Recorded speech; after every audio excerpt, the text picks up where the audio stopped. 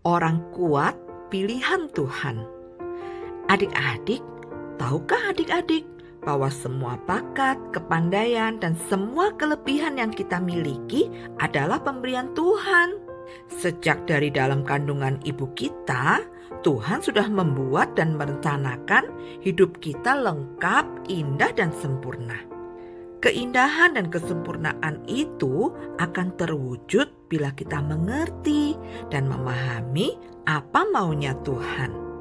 Kadang Tuhan sudah memberikan kita otak yang cerdas, wajah yang tampan dan cantik. Karena kita tidak mau mengerti maunya Tuhan, kita menggunakan semua pemberian itu untuk melakukan sesuatu yang jahat. Adik-adik, sangat disayangkan ya, bila segala pemberian Tuhan yang indah dan sempurna kita gunakan dengan sembarangan, tidak mengikuti kemauan Tuhan. Bertahun-tahun yang lalu, di tanah Israel tinggallah seorang laki-laki bersama dengan istrinya. Namanya adalah Manoah. Mereka sudah lama berumah tangga, tetapi belum dikaruniai Tuhan seorang anak. Suatu hari, seorang malaikat Tuhan mendatangi istri Manoah. Malaikat itu berkata, "Engkau akan memiliki seorang anak yang istimewa." Mendengar itu, istri Manoah sangat bahagia. Ia segera memberitahukan berita bahagia itu kepada suaminya. Suami istri itu sangat bahagia karena akhirnya Tuhan menjawab permohonan mereka. Segera berlututlah Manoah. Ia berdoa, "Oh Tuhanku dan Allahku, biarlah malaikat itu datang kembali kepada kami dan memberitahukan kepada kami apa yang harus kami perbuat untuk anak yang akan lahir itu." Adik-adik, Manoah seorang yang takut kepada Allah. Ia sadar bahwa anak istimewa yang akan lahir itu adalah pemberian Tuhan, dan Tuhan pasti sudah merencanakan hal yang indah buat anak itu. Oleh karena itu, Manoah memohon kepada Tuhan agar ia sebagai orang tua dapat membimbing dan mengajarkan anak itu sesuai dengan maunya Tuhan. Firman Tuhan berkata dalam Mazmur nomor 119 ayat 130, "Bila tersingkap, firman-firman-Mu memberi terang, memberi pengertian kepada orang-orang bodoh." Demikian firman Tuhan. Manoah sadar bahwa tanpa bimbingan Tuhan, ia adalah orang yang bodoh. Ia memohon Tuhan menyingkapkan, memberitahukan firman-Nya. Perkataan Tuhan kepadanya agar ia mengerti apa maunya Tuhan untuk ia perbuat sebagai orang tua dari anak yang istimewa. Adik-adik, Tuhan mendengar doa Manoah. Ia mengutus kembali malaikatnya untuk memberitahukan keinginan Tuhan kepada Manoah dan istri apa yang harus mereka lakukan untuk anak yang akan lahir itu. Kata malaikat itu, anak yang akan lahir itu tidak boleh dicukur rambutnya, tidak boleh minum minuman keras, dan tidak boleh makan makanan haram. Allah telah memilih dia menjadi hakim yang akan memimpin Israel. Sebenarnya, umat Tuhan pada masa itu sangat membutuhkan pertolongan. Mereka sudah hidup meninggalkan Tuhan, dan mereka juga hidup menderita karena orang-orang Filistin, negara tetangga mereka yang seringkali mengganggu mereka. Karena penderitaan itu, umat Tuhan mulai berdoa meminta pertolongan Tuhan. Tuhan menjawab doa umatnya. Ia menciptakan bayi ini menjadi manusia terkuat di dunia. Manusia yang akan menolong bangsa Israel dari kejahatan bangsa Filistin. Lalu istri Manoah melahirkan seorang anak laki-laki dan memberikannya nama Simson. Anak itu tumbuh dewasa dan menjadi sangat kuat. Tuhan memberkatinya, roh Tuhan menyertainya. Suatu hari, ia berkelahi dengan singa muda tanpa menggunakan alat apapun. Dan ia berhasil membunuh singa itu. Luar biasa ya adik-adik, betapa kuatnya tenaga Simson. Ini adalah tindakan Simson yang pertama yang menunjukkan betapa kuatnya dia. Lalu Simson meninggalkan bangkai singa itu begitu saja. Sampai-sampai bangkai itu membusuk dan mengering.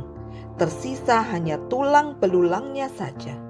Kemudian selang beberapa waktu, Simson kembali lagi melewati tempat ia membunuh singa itu. Ia melihat ada lebah bersarang dalam kerangka singa. Ia memakan madu lebah itu. Nikmat sekali rasa madunya. Ia juga membawa pulang madu itu untuk diberikan kepada kedua orang tuanya. Tetapi ia tidak memberitahukan dari mana madu itu berasal. Selanjutnya, begini ceritanya. Adik-adik tetap mendengarkan ya. Tibalah waktunya bagi Simson untuk menikah. Ia jatuh cinta dengan gadis yang tidak percaya kepada Allah. Gadis itu tinggal di Timna, seorang Filistin. Kedua orang tuanya menasehati dia, "Simson, janganlah kamu mengambil perempuan yang tidak takut kepada Allah." Tetapi Simson tidak peduli. Ia tetap menikah dengan wanita yang tidak takut kepada Allah. Adik-adik, Simson tidak seperti ayahnya yang mau hidup seturut maunya Tuhan. Seperti ingat ya, dalam Mazmur 119 ayat 130. Apa bunyinya? Bila tersingkap, firman-firman-Mu memberi terang, memberi pengertian kepada orang-orang bodoh. Nah, Simson meskipun bertubuh kekar dan sangat kuat, ia adalah orang bodoh. Orang yang tidak mau peduli maunya Tuhan. Dalam pernikahan itu, Simson memberikan teka-teki kepada tamu undangan, yaitu orang-orang Filistin. Bunyi teka-tekinya adalah, dari yang makan keluar makanan, dari yang kuat keluar manisan. Apakah itu? Simson memberi kesempatan mereka menjawab selama 7 hari. Bila mereka bisa menjawab, Simson akan memberikan hadiah 30 pakaian dalam dan 30 jubah mewah untuk mereka. Sesudah 7 hari, mereka tetap tidak bisa menjawab adik-adik. Akhirnya mereka mengancam istri Simson. "Ayo, bujuk suami kamu untuk kasih tahu jawabannya. Kalau tidak, kami akan membakar rumahmu." Istri Simson menjadi takut. Istri Simson kemudian membujuk Simson untuk memberitahu jawabannya. Simson tidak tega. Ia memberitahukan kepada istrinya jawaban dari teka-teki itu. Dan istrinya memberitahukan kepada orang-orang itu. Maka, tahu nggak adik-adik, kemudian bagaimana? Pada saat terakhir, mereka berhasil menjawab teka-teki Simson. Jawabannya adalah singa dan madu. Apa yang lebih kuat dari singa? Apa yang lebih manis dari madu? Kami dapat menjawab teka-tekimu. Simson kesal sekali adik-adik. Ia tahu pasti istrinya yang sudah memberitahukannya. Hal ini membuat Simson sangat marah. Apalagi ia tahu setelah peristiwa itu istrinya diberikan kepada orang lain. Simson marah besar. Simson merencanakan sebuah pembalasan. Bagaimana caranya? Kemudian Simson masuk ke hutan. Ia menangkap anjing hutan, serigala. Tidak tanggung-tanggung adik-adik. Ia mengambil 300 serigala dan mengikat ekornya sepasang-sepasang. Di tengah-tengah ekor itu diselipkan obor yang menyala. Kemudian Simson menghalau anjing-anjing itu ke ladang gandum milik orang-orang Filistin. Hiya, hiya, hiya. Apa yang terjadi adik-adik? Iya, betul. Ladang itu terbakar. Banyak orang Filistin yang kehilangan ladang mereka. Apa yang kemudian terjadi? Tentu saja orang-orang Filistin menjadi sangat marah. Mereka menangkap Simson. Dan Simson membiarkan dirinya ditangkap. Rupanya dia masih belum puas membalas kelicikan orang-orang Filistin itu. Orang Filistin menjadi sangat marah. Simson akan dibunuh. Tetapi ia dengan mudah memutuskan tali-tali itu dan mengambil rahang keledai yang ada di dekatnya. Dengan rahang itu ia memukul dan membunuh 1.000 orang Filistin. Luar biasa ya kuatnya Simson. Roh Allah menyertainya. Tetapi sayang, Simson hidup menurut maunya sendiri, bukan maunya Tuhan. Adik-adik, orang Filistin tidak tinggal diam. Mereka mencari Simson. Suatu hari mereka menjebak Simson. Ketika Simson masuk ke suatu kota, mereka mengunci pintu gerbangnya sehingga Simson tidak bisa keluar. Tetapi adik-adik, itu kan pikiran mereka. Mereka belum sadar kalau Simson amat sangat kuat. Pada malam harinya, tembok kota itu dijebol oleh Simson. Dan ia melarikan diri sambil memanggul pintu gerbang kota itu di bahunya. Luar biasa. Saat itu barulah orang Filistin sadar bahwa kekuatan Simson sangat istimewa. Ia adalah laki-laki yang amat sangat kuat. Nah, Sambi dan Yunbi, juga adik-adik semua yang ada di rumah, kita lanjutkan lagi. Simson diciptakan Tuhan begitu indah dan sangat sempurna. Tetapi sayang, ia hidup menyenangkan dirinya sendiri.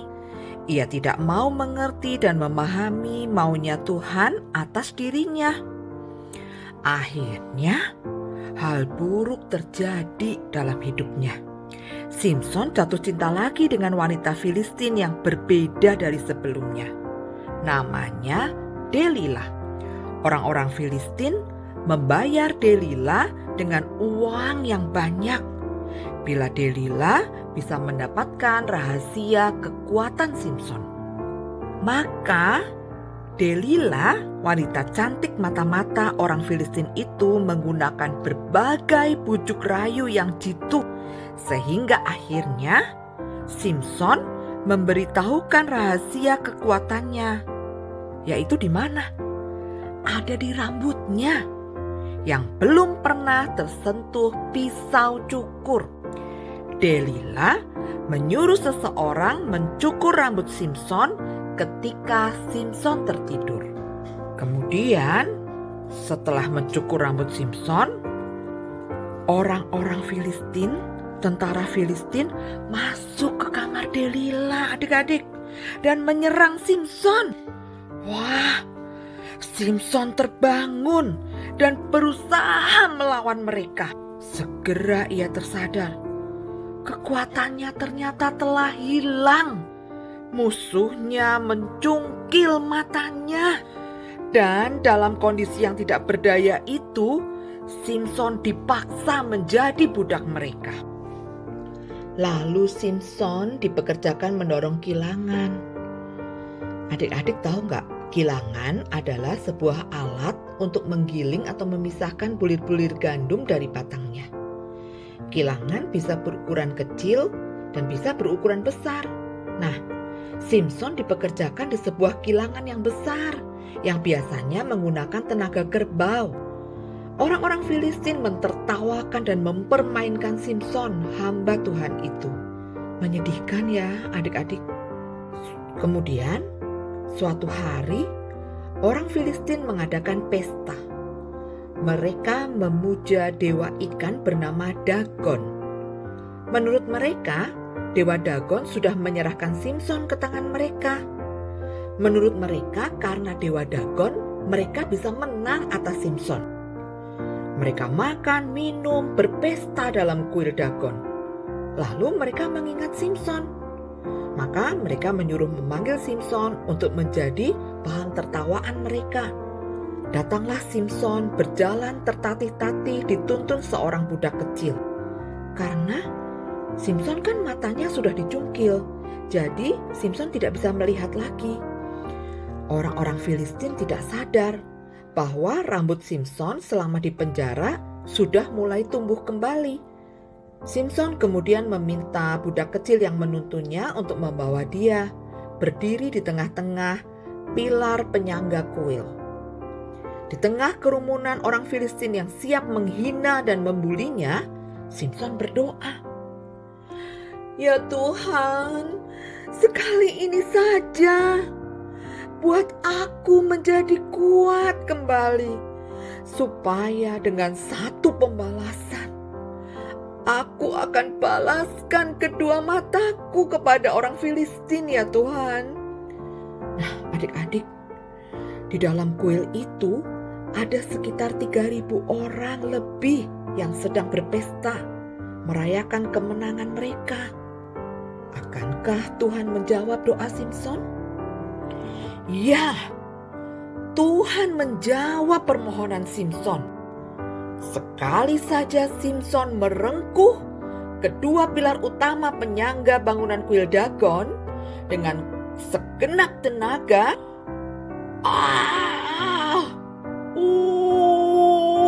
maka bergetarlah bangunan itu dan roboh dalam sekejap. Ribuan orang berteriak dan berlarian, tetapi tidak ada satupun yang selamat.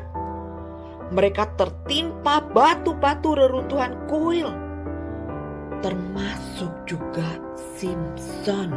Ya, akhir hidup Simson tidak seindah dan sesempurna ketika pertama kali Tuhan menciptakan, ya adik-adik. Mengapa Simson yang kuat, gagah, dan istimewa itu mati sebagai budak yang kotor, bau, buta, dan terhina? Karena ia hidup tidak mau menuruti keinginan Tuhan. Ia hidup sesuka hatinya. Ia menggunakan semua kemampuan dan berkat Tuhan yang istimewa hanya untuk kesukaannya saja. Simson bukan hakim yang baik, tetapi Tuhan tetap mengasihinya.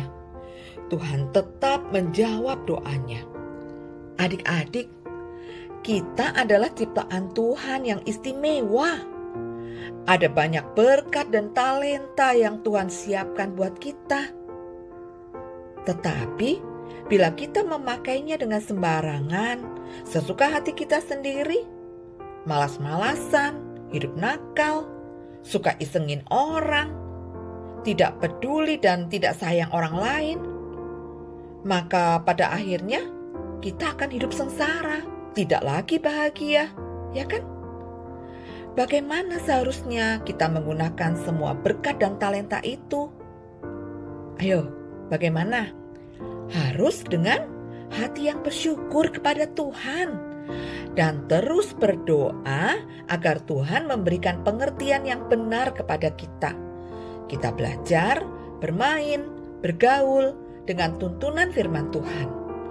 Semoga Tuhan memberkati dan menuntun kehidupan kita semua, ya adik-adik.